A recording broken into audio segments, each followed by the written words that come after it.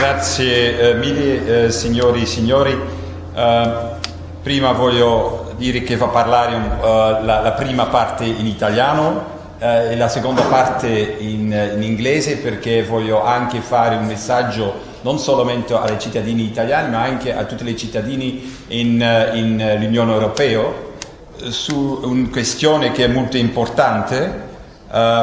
Molto importante è gli effetti dell'uscita dell'euro.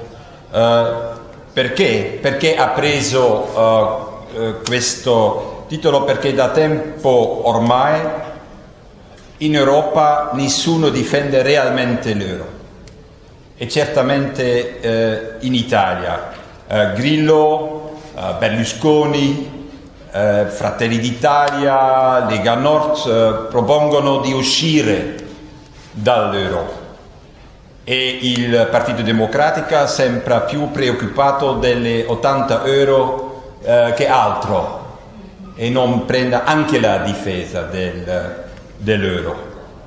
Allora, per questo noi, Scelta Europea, abbiamo fatto uno studio unendo tutte le informazioni possibili sull'euro e sull'uscita dell'euro. E posso dire che la conclusione è chiara. Tutti i populisti, tutti i nazionalisti non dicono la verità ai cittadini in Italia.